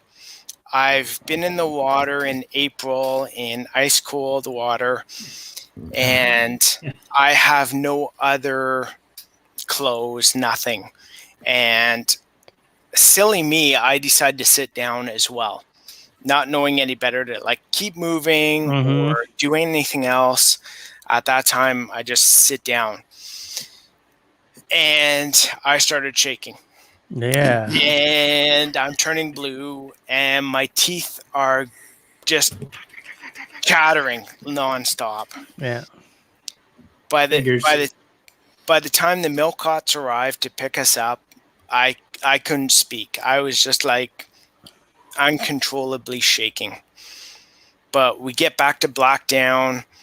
They the first thing they do, instead of trying to like, look after me or heat me up, they're like, hey, why don't you tell us how you got lost and what went wrong and that sort of thing. I'm like, bleh. So finally they realized I was in trouble, and they took me into the shower and gave me a hot shower and started giving me tea. And I think it was tea that they were, trying to get down into me and just warm me up in any way they could. And that was basically it. But it was like a situation where I knew I was in trouble, but no one else believed it was happening. It was kind of like we need an after action report rather than, get this guy into a hot shower. Yeah. And peer pressure says that it's hard to say, I need help here. Oh, exactly. It's like, I'm on training. I'm still trying to make sure I pass my course. So I'm like, oh, yeah, I'm all good. All good. Yeah. Yeah, exactly. So, yeah. Not fun. So, how was the radio? Oh, those things are horrible. Did you wreck it? So much weight. Oh, you can't wreck those things. So it still worked after the dunking and everything?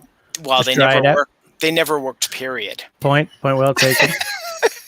It's the reserves. It's like, nothing ever worked anyway. Yeah, fair enough.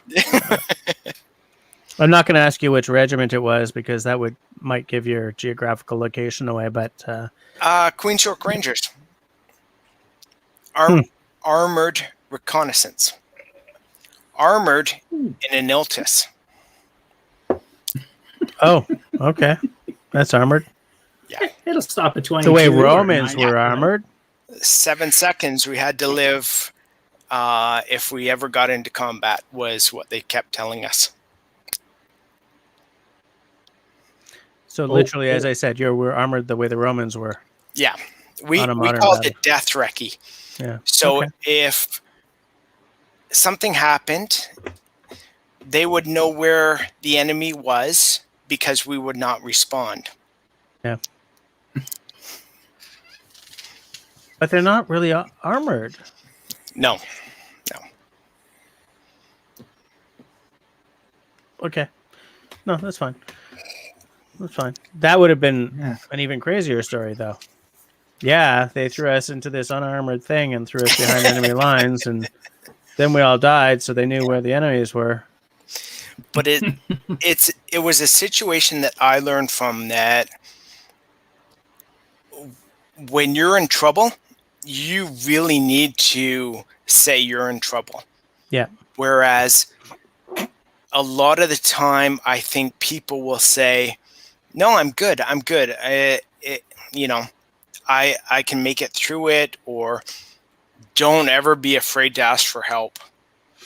Like, Yeah, and it's funny that call on your buddy, call on someone. And it's really good that you're mentioning Get that that because I'm the type of guy who will be like, no, I'm fine. I'm fine. No, I'm great. I'm fine. I just got to walk it off. Dude, you have a sucking chest wound. I just have to walk it off.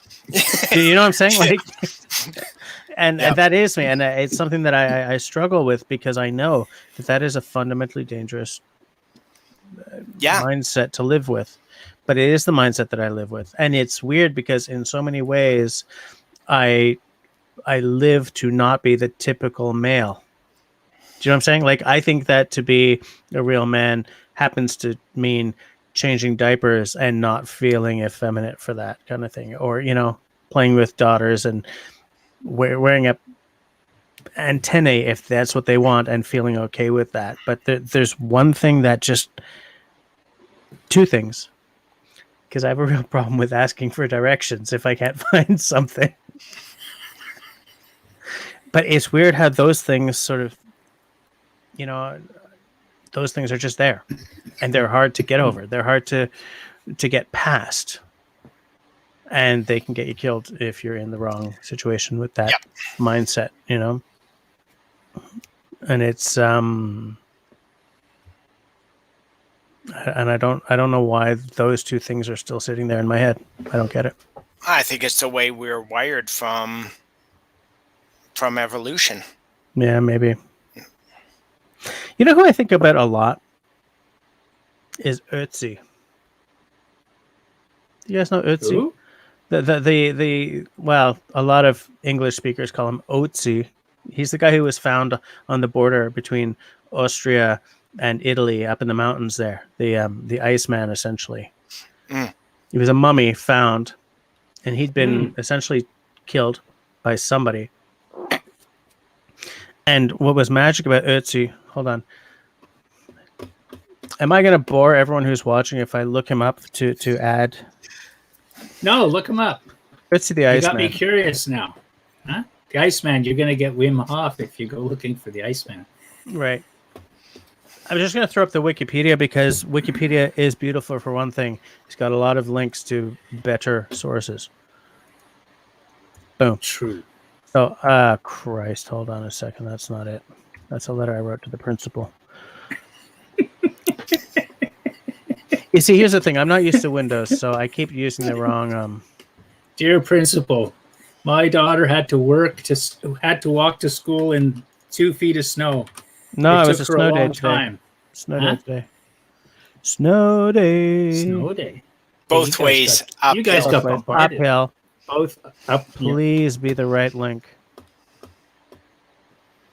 Please, please, please be the right link. I think Simon is talking about those clunky radios.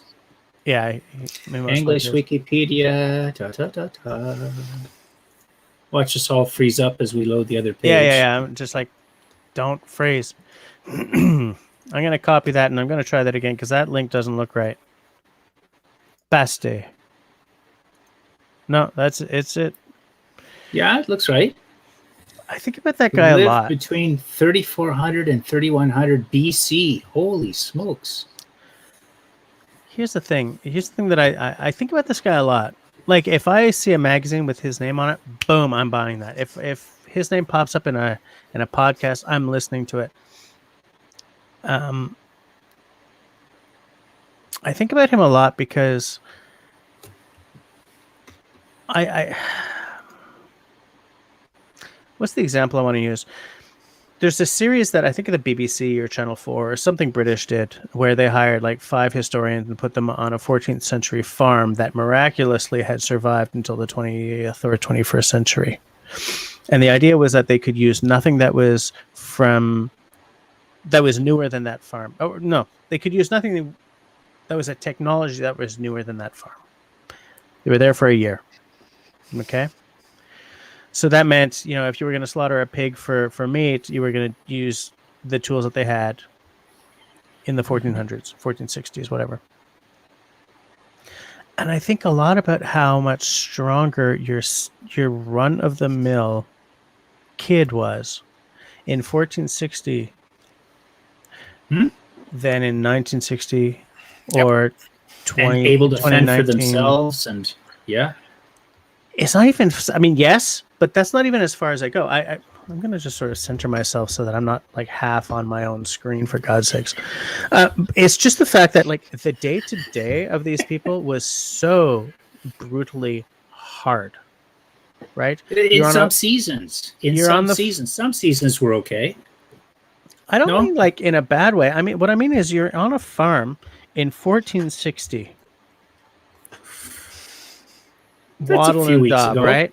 Right, waddle and you're building a little shelter for your cattle. Waddle and daub. So you've got your hands full of mud, shit, and straw. I wouldn't have said shit if I haven't been drinking scotch all night. But anyways, whatever. Too late now. You know what I'm saying? Like these days, I pick up some gyprock. I pick up maybe some cedar siding. Or come on, let's face it, it's all vinyl now. Do you know what I'm saying? Mm-hmm. No. Back then, you're putting your sticks in the ground. You're putting them up. You're building your roof, like your whole frame, and then you're weaving sticks between, like, right? Because you've probably been growing hedges or whatever. And then you're covering this with wattle and daub. Like everything is harder. Day to day, everything is harder. You don't have a combine to gather your wheat. Do you know what I'm saying? You have a scythe, and then you have hands. And like your run of the mill 20-year-old man by default living on a farm was what's the English word for like, castola? Say, Mark? No idea. Castola, solid. Oh yeah, he was a solid fucking dude. Yeah. Solid farking dude. Just from working out. Just from living. Yeah. Yeah. Right? Yeah. Every day was a workout. But that person would have had, somewhere between 1/10 to 1/10,000th the knowledge of average 14-year-old today in overall quantity of information, right? But his information would have been much more useful to his survival. Yeah. He would have had a fraction of the information that is available to my daughter.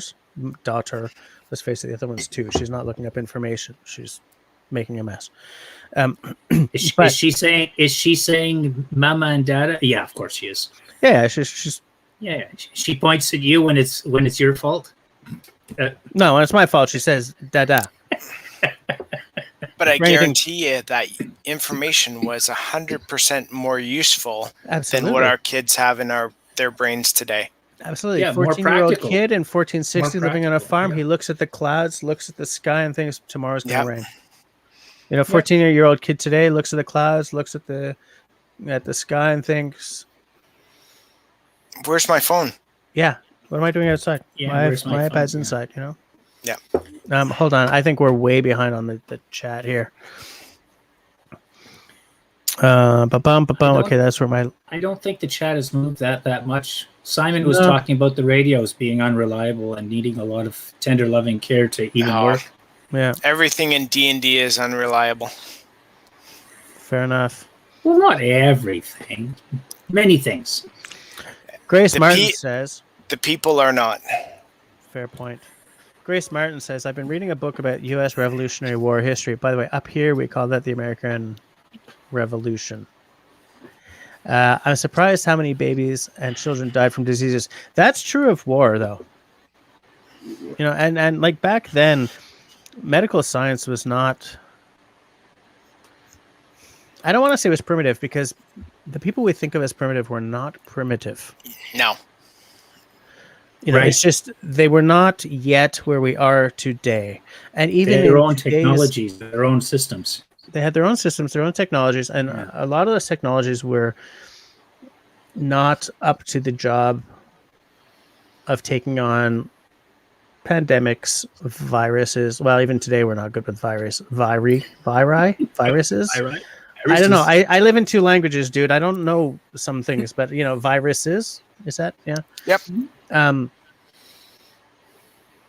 You're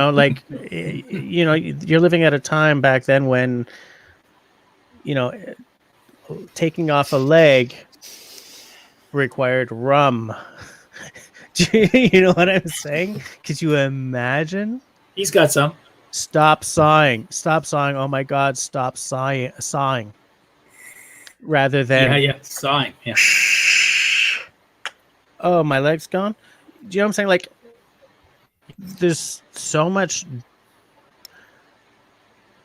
But that they didn't have back then, but they could still do things with. Even today, you look around lots of places, and I mean, rum would still be better than some of the stuff they use, say, in some places in Africa or Asia or that kind of thing. Think of it this way.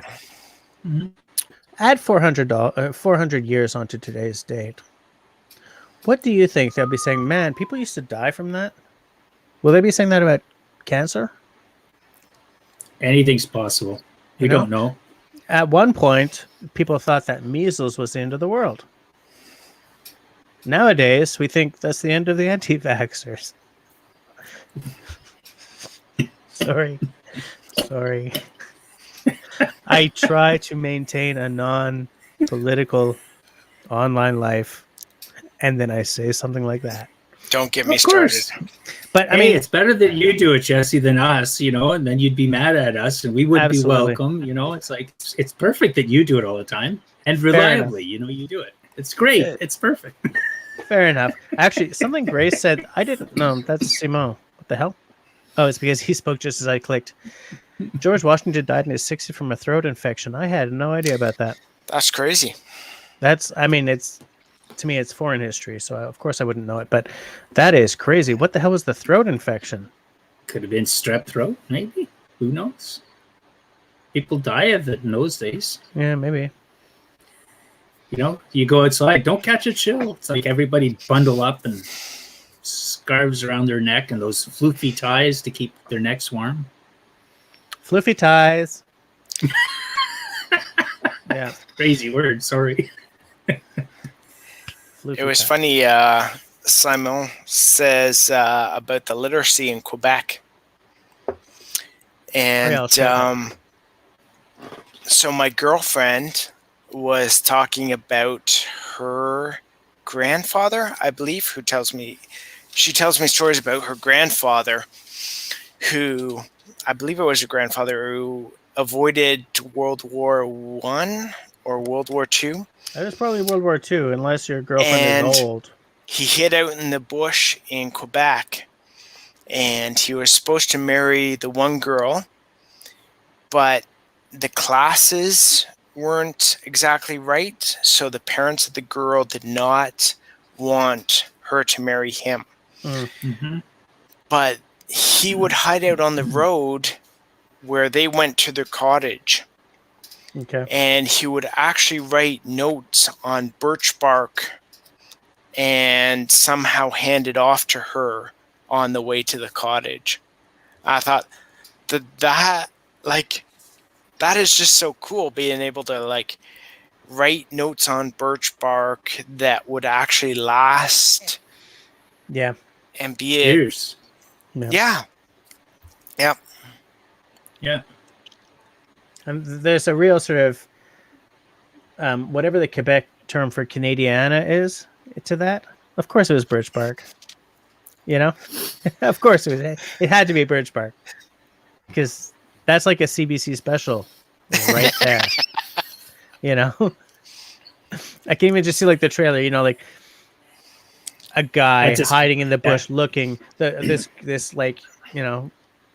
acceptably attractive looking woman, but not over the top, clopping by in her carriage or car, Model T or whatever, and close up, birch bark, ink, it's crazy to think of.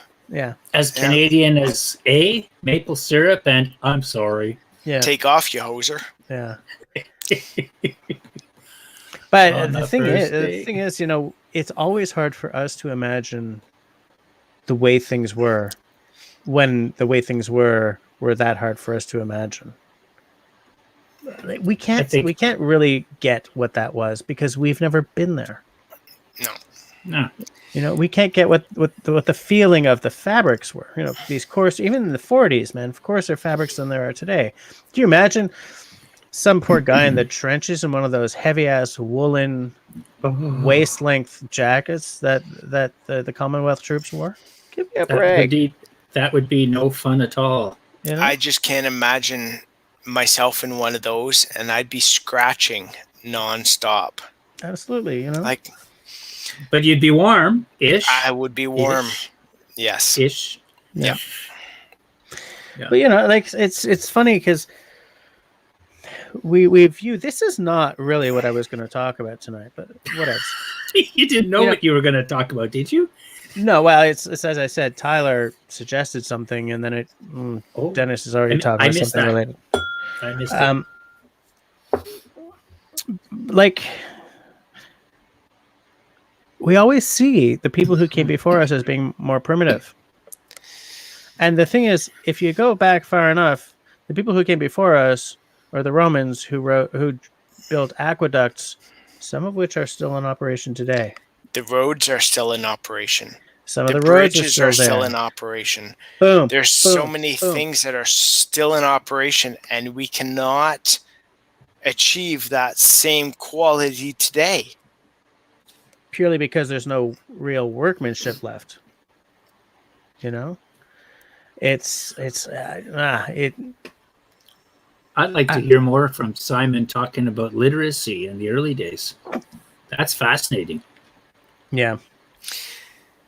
It's funny because you look back, and I'm pretty sure that, like, if you were back in Roman times, you were able to speak 2, 3, 4, maybe 5 languages easily, because those people had so much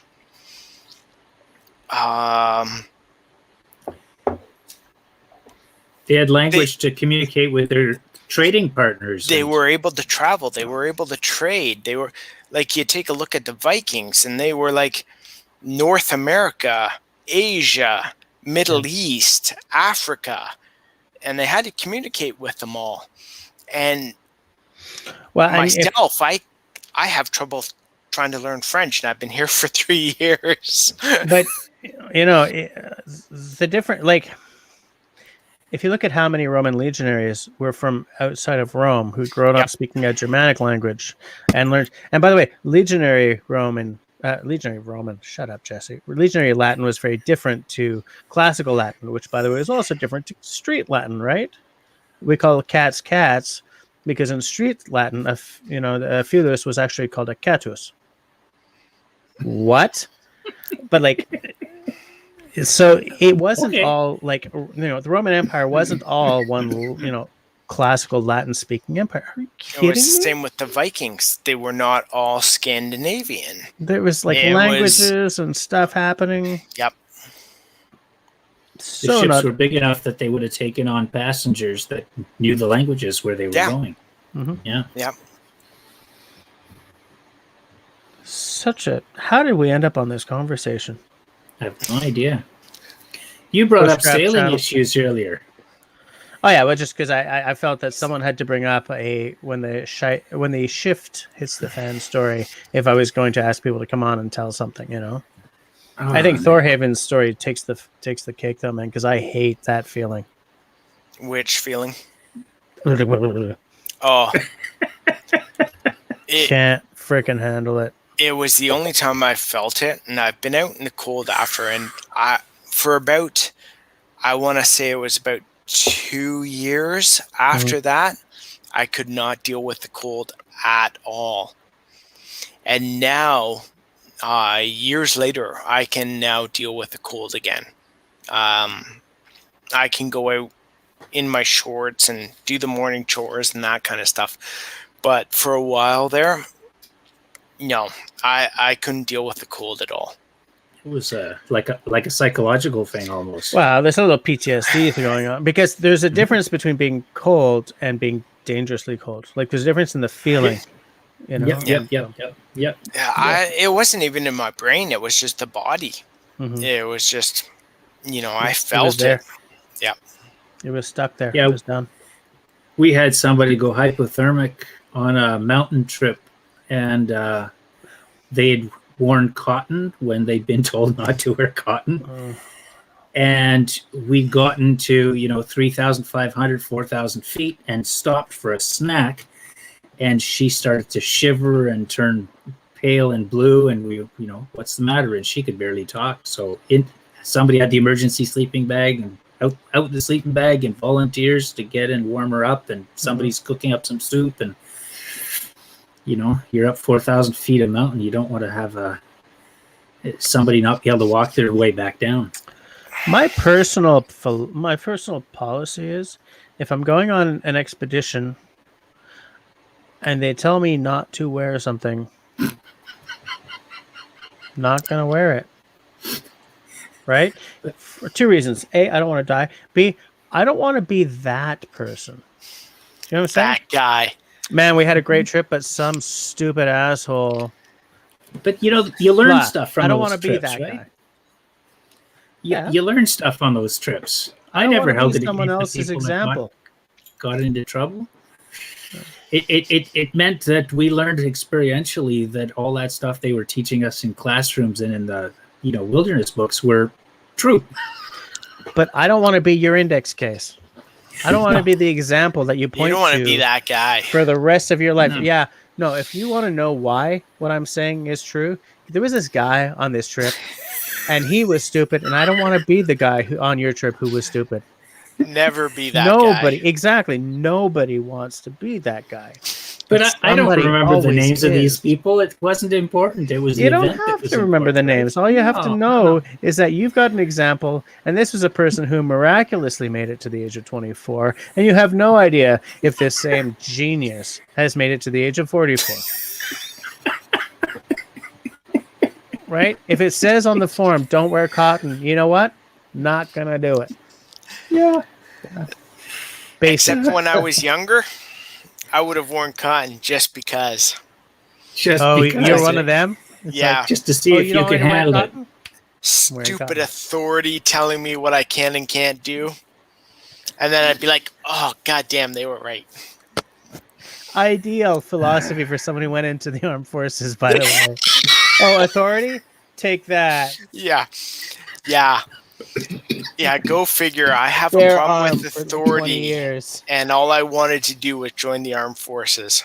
Yeah. That just makes you a little weird. That's okay. Yeah, that's fine. It's fine. So, of course, if they tell you not to wear underwear on an expedition, you won't. The thing is, if I'm going on an expedition and they tell me not to wear underwear, I want to know what kind of expedition this is. Hey, I'm fine with that. Suspicious, eh? Like, wait a minute.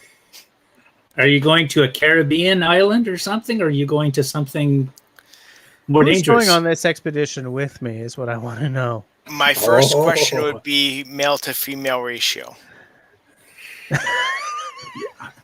See, I was going for what kind of creepy stuff is going on. You're going for how can I make this a benefit? All right. I see what kind of guy we're talking with here. Exactly.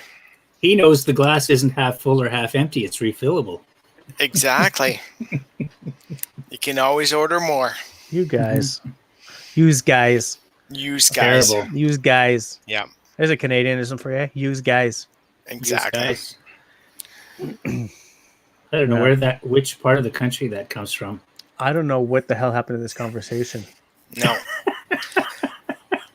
But it's funny thinking about not wearing underwear on an expedition. Because, how is that funny? Because I'm just thinking about times I've been out in cold weather and that kind of stuff. And sometimes underwear actually makes you sweat more around the groin area. Actually, interesting. Yes, okay, finish, but then you reminded me of something. Yeah, not having underwear on might not produce as much perspiration. Now go back to those heavy woolen pants you were talking about before.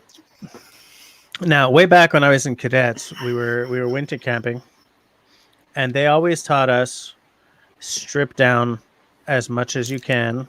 Yep. Under those, right down to your gotchis. Yep.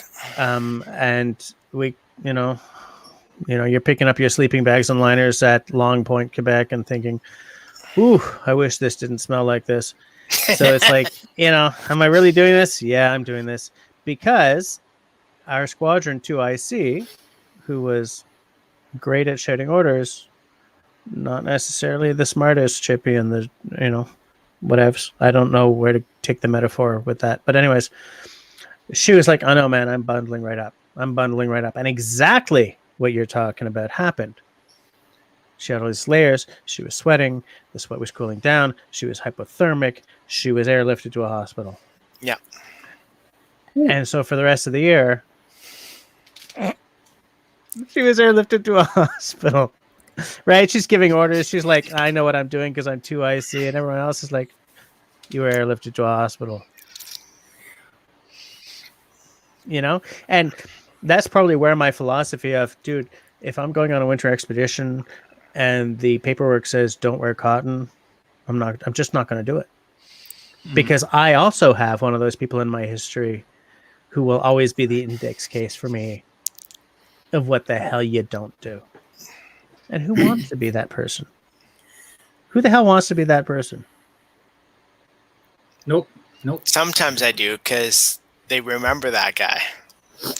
Well, the next thing I was going to say was, you want to be in stories, do you? if you're like the person who needs notoriety, no matter how the hell it happens, fine. Stay the hell away from my family.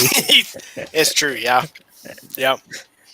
Fox It Outdoors says Italians say that too. I think that refers to used guys. Maybe that's what. Oh, maybe. Yep. Maybe. Or never leave your buddy behind. Mm-hmm.